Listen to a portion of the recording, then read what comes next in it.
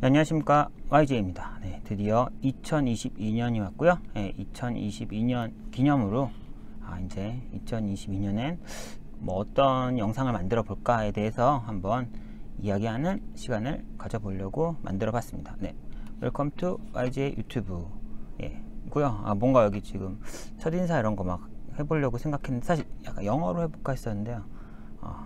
멍해서 하나도 생각이 안 나네요. 그냥 없었던 걸로 하고 새해 복 많이 받으시고요. 어쨌거나 2021년보다 2022년은 더 해피하고 해피 행복 복 많이 받고 즐겁고 재미있고 어쨌거나 더 좋은 작년보다 올해가 더 좋은 해가 됐으면 좋겠습니다. 그런 해가 되기를 여러분 모두한테 기원하고요. 저도 좀 그렇게 되기를 기원을 해주세요.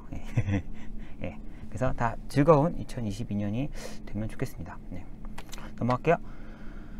이번에 2022년에 할 거는 사실은 제가 지금 2021년 말에 유튜브도 많이 안 올리고 영상, 블로그도 별로 안 썼는데요. 그 이유가 그때 갑자기 직장 다니면서 겸임 교수? 이런 교수 같은 게 되게 해보고 싶어가지고 그거 막 되게 지원하느라 12월 달 중에는 되게 바빴거든요. 그냥 지원만 하면 되는 게 아니라 그것도 이력서처럼 이력서도 써야 되고 커리큘럼도 만들어야 되고 무슨 교재를 뭘 할지 막 하느라 되게 고생 많이 했는데 다 떨어졌죠. 싹 다 떨어지고서 아직 남아있는 게 있는데 일단 떨어졌다고 생각하고 싶어요. 전 떨어졌다 생각하면 붙을 것 같고 붙을 거라 생각하면 떨어지는 그런 불운의 사나이기 때문에 일단 확률을 높이기 위해서 전 다 떨어졌다고 생각하고 있습니다. 제가 그런 거 하면서 생각을 했는데 사실은 교수가 어려울 수도 있고 좀 더 걸릴 수도 있는데 어차피 할 거 그럼 교수해서 가르칠 그런 과목들을 유튜브에 한번 만들어 볼까 이런 생각을 많이 했어요. 그래서 제가 만약에 교수나 이런 거 하면은 사실 가르칠 수 있는 과목이 제가 CFA를 했었으니까 CFA 끝냈으니까 CFA에 연관된 과목들이 주로 되겠죠. 그래서 지금 여기처럼 인베스트먼트, 한글로는 투자론이라고 하죠. 투자 쪽이 제가 좀 할 수 있는 부분인 것 같고 또 뒤에 다른 내용들도 있어서 사실은 교수 평생 안 될 수도 있는데 되던 말던 어차피 될 걸 가정하고 해당 과목을 좀 미리 준비한다는 생각으로 2022년에는 그런 기본 과목들을 한번 유튜브로 만들어 볼 생각이고요. 일단 첫 번째로 인베스트먼트 투자론이고요. 이거는 얼마 전에 경희대학교 테크노경영대학원인가 거기 지원할 때가 투자론, 해외 금융투자론 이런 과목에 대한 교수직 지원이어서 그때 한번 하면서 커리큘럼도 만들고 교재도 뭐 할지 미리 정하라 붙여놓지도 않고 다 정하라 그래서 교재를 일단 사봤어요. 중고서 쪽에 샀어요. 사실 새 책은 떨어질 것 같아서 못 샀고 그때 고민했던 서적이 Essential of Investment 바디라고 있나요? 바디 앤 마커스인가? 유명하신 분들이더라고요. 이분들이 투자론 관련 책이 맥그로우에서 만든 요 두 분? 세 분인 것 같은데 한 분 더 있었던 것 같아요. 그분이 쓴 책인데 Essentials of Investment라는 책이랑 그냥 Investment라는 책 두 권이었던 것 같고요. 둘 다 10th 에디션 넘어갔어요. 12번째 에디션까지 나왔던 것 같은데 일단은 이번엔 전 한번 내용 커리큘럼 보고 만들고 이런 차원에서 중고서적에 샀더니 10번째 에디션만 팔더라고요. 그래서 제가 산 거는 10번째 에디션 Essential of Investment 샀고 요 내용들을 경희대 안 되겠죠.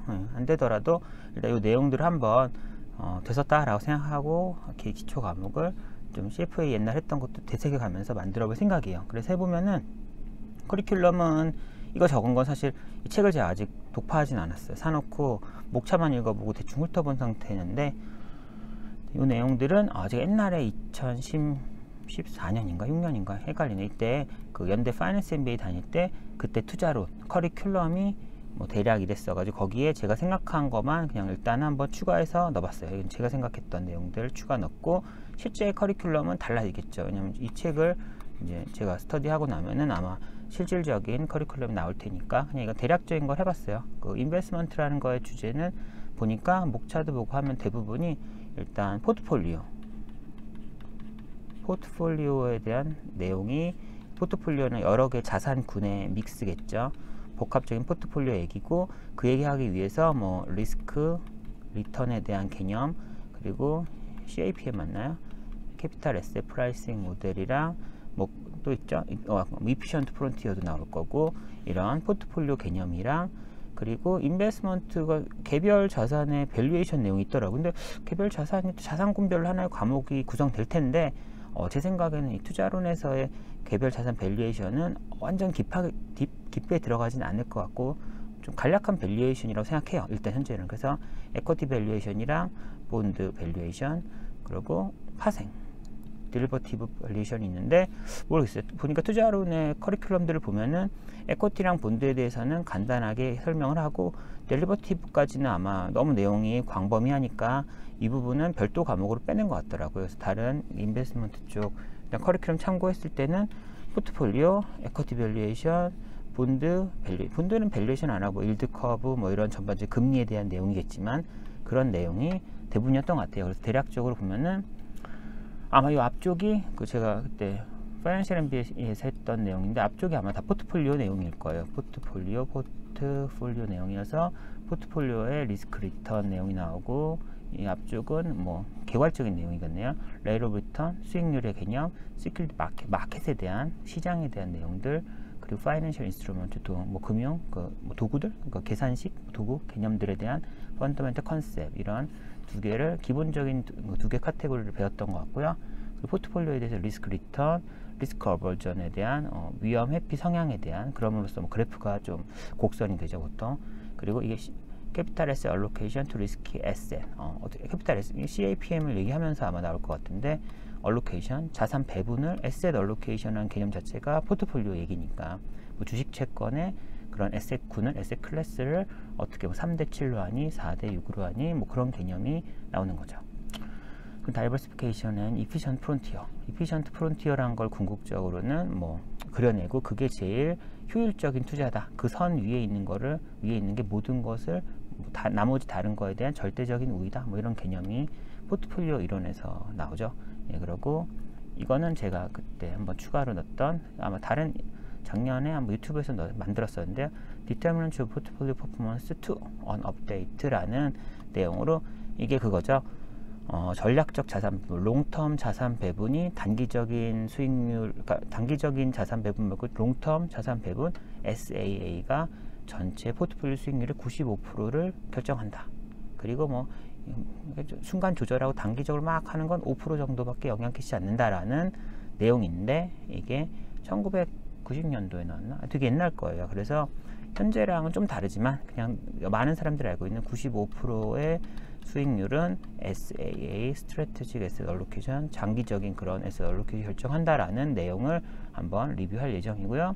국민연금연구원 들어가면 자료가 또 많아서 한국 자료는 국민연금의 자산 배분에 대한 이런 공개된 자료, 공시된 자료를 써야죠. 만들려면. 그래서 이거 두 개를 한번 파악해 볼 생각이었어요. 이거 사실 이건 그 경희대 대학원 과정 할 때 하려고 한 건데 뭐 일단은 되면 되고 아니면 어쩔 수 없죠. CAPM 나오는 거고 Arbitrage Pricing Theory 보통은 Arbitrage 그러니까 차익이 발생하지 않는 그런 개념을 통해서 웬만한 프라이싱은 다 가능하죠. Arbitrage라는 개념을 통하면 대부분의 프라이싱 가능해요. 그러니까 아무런 노력을 하지 않고 리스크를 테이킹하지 않고서 무위험 수익이 얹힌다라는 개념이 결국 없어지는 방향으로 가면은 그게 궁극적인 가격이 된다라는 뭐 그런 개념이 뭐 웬만한 데서 적용은 되죠. 예, 그런 거고요. 마켓 이피션트 시장 효율에 대한 내용, 임프리칼 에비던스 아마 이거는 뭐 시장이 중강형이니 약형이니 뭐 그런 내용일 것 같아요. 그래서 그 실험적으로는 어떠니 정말로 뭐 모든 정보는 시장에 반영되어 있니 뭐 이런 얘기를 하는 부분을 말하는 것 같고요. 본드 프라이스, 본드는 프라이스와 일드는 서로 반비례한다고 해야 되나? 일드와 프라이스가 서로 어쨌거나 결정이 서로 밀접하게 결정을 맺히죠. 예. 그리고 일드 커브 해야 될 거고 포워드 레이트는 약간 파생이라고 생각하지만 뭐 본드에 대한 포워드 레이트 어차피 뭐 수익 그러니까 금리는 현재가 0년이면 여기 금리 이렇게 가면은 현재 금리지만 요 미래 요쪽은 다 포워드 레이트라고 하죠. 뭐 그런 개념 금리에 대한 거 포트폴리오 퍼포먼스 이밸루에이션 평가해야죠. 평가하는 부분까지 해서 전반적으로 이렇게 가는 것 같아요. 그렇다는 얘기 자체는 역시 목차를 보니까 생각보다 아까 말한 것처럼 에쿼티 밸류에이션, 본드 밸류에이션은 살짝 건드리고 마네요. 예, 포트폴리오 내용이 인베스트먼트에서 좀 메인이라고 보여요. 네, 그렇게 될 것 같고요. 대학에서 배우는 것도 비슷하겠죠. 네, 그러고 미국 전력시장 쪽도 해볼 생각이에요. 제 옛날에 한번 PJM은 이미 올렸어요. PJM이 미국에서 제일 용량 기준으로 큰 전력시장이에요. 전력거래시장. 우리나라 기준으로 KPX라는 게 하나 있죠. 우리나라 한국전력거래소 그런 녀석이고, PJM 했었고요. 이번에는 얼콧, 전 에르콧이라고 왠지 읽고 싶었지만 유튜브를 보니까 얼콧이라고 하더라고요. 얼콧, 텍사스 주에 걸쳐 있는 이쪽 전력거래소랑 뉴욕 ISO, 나이소라고 있죠. 또 두 녀석에 대해서 이번에 하다 보니까 좀 스터디를 많이 하게 됐어가지고 이 두 녀석을 한번 아마 올해 1월에 하겠죠. 1월 정도에 만들어서 올려볼 생각이고요. 물론 미국 전력거래 시장에 대해서 관심 있는 사람이 많지는 않아서 이것도 또 소수 매니아를 위한 영상이 될 것 같은데, 뭐 제가 언제 다수였나요? 제 관람객층이 다 항상 소수였죠. 네. 새삼스럽지는 않고요. 코퍼레이트 파이낸스도 아마 대학 쪽에서 하면 할 수 있는 것 같고, 이거는 대략 써봤어요. 이거는 그때 12월 초에 또 서울대학교 겸임교수인가 개광교수 뭐 지원할 때 대략적으로 한번 제시해보라 그래서 캐시플로우, 그러니까 별로 코퍼레이트 파이낸싱은 그런 내용이죠. 항상 WACC 자본 조달에 대해서 어떤 에셋이 있고 라이어빌티 부채 에쿼티가 있다고 하면은 어떤 것에 투자를 하려면 뭐 라이어빌티 뭐 예를 들어 뭐 5% 본드 에쿼티 목표 수익률 뭐 15% 어쩌거나 어떠한 이 가중평균에 의한 가중평균 뭐 수익률로 조달해서 그게 얼마에 또 투자를 해서 회사의 그런 뭐 투자를 일으켜내는 거죠. 그리고 투자 자체는 또 뭐 어떤 투자를 할 거냐, 투자에 대해서 NPV를 통해서도 계산할 수도 있고 IRR을 할 수도 있고 여러 개의 투자 건 중에서 어떤 게 더 뭐 비교 우위가 있냐, 어떤 걸 해야 되냐, 그리고 그거에 대한 재원 조달은 뭐 얼마로 조달했냐, WCC 뭐 이런 개념이 아마 코퍼레이트 파이낸스에 대한 내용일 것 같고요. 그때 하면서 한번 그냥 사례도 제가 실무 베이스니까 사례를 한번 넣어보려고 그때 신한알파 리츠 분석이라는 거 그냥 생각만 해봤어요. 생각해봐서 그렇다면 어떻게 할 거니 해서 프로젝트 캐시플로우를 추정 플로우 뭔가 글씨가 2번 반복되면 틀린 것 같은데 캐시플로우 추정을 위한 금리 전망, 그러니까 어차피 캐시플로우라는 걸 추정하려면 가정이나 뭐 익스펙테이션 이런 게 필요하죠. 그래서 금리, 미래 금리, 대출 금리 같은 거 추정해야 될 거 아니에요. 캐시플로우 추정하려면 어쨌건 전반적인 당연히 마켓 변수 추정해서 그리고 나서 뭐 전반적인 데이터를 가공하고 뭐 코스트 추정하고 해서 결과적으로는 캐시플로우를 한번 실무적으로 만들어 보겠다 그런 거고요. 그걸 통해서 캐시플로우 만들면 끝이냐? 캐시플로우는 캐시플로우고 그걸 통해서는 밸류에이션 할 수 있죠. 그래서 FCFF 프리 캐시플로우 투더 펌인가요?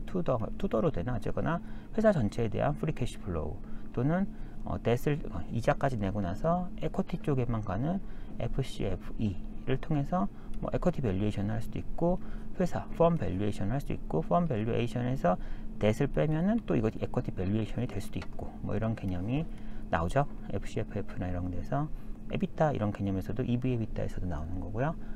에쿼티 요구 수익률 결국은 할인하던 그 캐시플로우 현금 흐름을 하나로 할인해서 하나의 밸류를 하려면 할인율이란 게 있어야 되니까 에쿼티 요구 수익률, 뎃의 이자율 그런 WACC를 결국 구하기 위한 거죠. 이게 지금 이런 FCFF를 가지고 하려면 이렇게 해야 돼요. 어쨌거나 WACC를 구하는 이런 전반적인 그래서 캐시플로우를 통한 밸류에이션에 대한 내용을 하려고 생각을 했었고 할 수 있으면 할게요. 못할 수도 있죠. 하지만 일단 현재는 1월 초니까 의지가 만땅인 상태죠. 항상 새해 초는 뭐든지 할 수 있을 것 같잖아요. 물론 이제 한 12월 말쯤에 이 영상을 보면서 흑역사구나라고 생각할 수도 있겠죠. 저때 열정이 과했네 할 수 있는데 뭐 새해니까 아직 못한 것도 아니고 할 수 있는 시간도 있고 아직은 뭐 실패를 말하긴 전이죠. 그래서 또 사례 분석 2는 해외 인프라 기업 탭을 생각이었어요. 해외 인프라 기업 제가 관심 있는 것들 많아서 뭐 예를 든 거죠. 이건 예를 들어 영국이야. 미국 이러시. 영국 히드로공항이 한번 레귤레이트 에셋이라는 녀석이고 수익률을 보장해 주는 개념의 자산인데 뭐 어쨌거나 여기는 영국 코로나로 인해서 약간 개공격 좀 뭐 오피셜한 단어가 떠오르지 않네요. 엄청 충격받은 곳이 호텔과 공항이었죠. 아무리 보장을 해준다 한들 상상도 못할 만큼 수요가 급감하는 바람에 어떠한 그런 보장하는 프로세스가 뭐 상당히 깨졌었어요. 근데도 불구하고 어떻게 됐는지 뭐 이런 궁금해서 뭐 알아봤었는데, 뭐 그걸 떠나서 뭐 이런 녀석들은 어쨌거나 공시되어 있는 자료가 많으니까, 뭔가 인프라 기업은 공시된 게 많으니까 걔네를 좀 할 수 있지 않을까. 그래서 걔네를 가지고 어쨌거나 뭐 상황을 하는데, 예를 들어 히드로 공항을 한다면 히드로 공항은 전반적으로 레귤레이티드 에셋이란 그런 구조를 구조를 파악하고, 아까 제가 말한 코비드에서 이펙트 났는데 어떻게 됐지? 왜 살아있지? 디폴트 안 났네? 어떻게 얘는 구조적으로 보완이 됐을까? 이런 사례를 한번 볼 수도 있고, 그리고 재원 조달 구조는 어쨌거나 이런 모자 회사, 모기업, 홀드 컴퍼니, 오퍼레이팅 컴퍼니 개념이 있는데, 뭐 이런 구조에 대한 거랑 결국은 WACC를 구하겠죠. 결국은 구하는 거랑 뭐 커버넌트에 대한 얘기도 해보고 싶었고요. 커버넌트, 파이낸셜 커버넌트라는 부분, 그리고 밸류에이션. 어쨌거나 밸류에이션이죠. 결국은 캐시 플로우를 통해서 추정한다는 거는 그거 가지고 가치를 추정해보고 싶은 거니까 밸류에이션으로 귀결되는, 코퍼레이트 파이낸스는 어쨌거나 좀 밸류에이션으로 귀결되지 않나. 해당 기업에 대해서 WACC가 그 근원이긴 하고요. 그런 내용일 것 같아요. 네, 아마 이게 끝일 것 같은데, 지금 준비한 거는 뭐 제가 2022년도 아마 이러면서 대책 투자 관련 내용들 주로 올리니까, 또 리츠가 만약에 또 새로 뭔가 상장이 되고 안 해본 거라면은, 뭐 리츠는 사실 리츠 공시될 때고 그런 대책 투자 자료를 얻는 차원에서, 자료 확보 차원에서 제가 항상 보니까 뭐 그런 녀석들도 생기면 올리지 않을까 싶고요. 그거 말고는 당장 생각나는 거 없는데 어떻게 될지 모르겠네요. 일단은 앞에 지금 그런 개별 과목 인베스트먼트나 코퍼레이트 파이낸스를 현재 생각에는 할 생각이고요. 뭐 계속 교수 이런 거 하나도 안 되고 계속 시간 남으면은 다음에는 CFA 레벨 1 과목을 그냥 해볼까? 뭐 빡시긴 안 해요. 당연히 뭐 EPS 코리아는데 잘하시는 분들 계시니까 그분들께 메인인데, 전 유튜브에 올리니까 공짜잖아요. 그냥 이거 공짜로 공부해서 붙을 정도의 레벨은 잘 안 되지만 CFA라는 거를 해볼까? 어느 정도지? 내가 괜찮나? 이 정도를 가늠할 수 있는 수준은 뭐 제가 올리는 영상들이 그런 거에는 도움이 되지 않을까 싶어요. 그래서 본격적으로 해보고 싶으신 분은 이제 저 같은 아마추어가 아닌 프로한테 들으시면 되겠죠. 저도 언젠간 프로 될 수 있지만 지금 아마추어니까요. 그래서 그런 기회비용을 세이브할 수 있는 그런 역할을 할 수 있지 않을까라도 생각하는데, CFA까지도 가려면 또 제가 앞에 걸 다 해내고 여기까지 가야 되니까 엄청난 열정을 2022년에 보였어야 되는데, 아직 시작이니까 뭐 불가능은 아니고 계획은 그렇다는 거. 네, 그러고요. 오늘은 이제 2022년에 뭐 할까에 대해서 그냥 한번 말해봤고요. 오늘 여기서 마치고 다음번부터는 이 말을 뱉은 것들을 하나씩 좀 지켜나가도록 해보도록 하겠습니다. 네, 다들 수고 많으셨고요. 어쨌거나 아직도 완전 새해인데 새해 복 많이 받으시고, 항상 중요한 건 행복하시라는 거 말씀드리고 싶어요. 행복하게 살아야죠. 네, 그럼 또 다음에 뵐 수 있으면 좋겠습니다. 안녕히 가세요.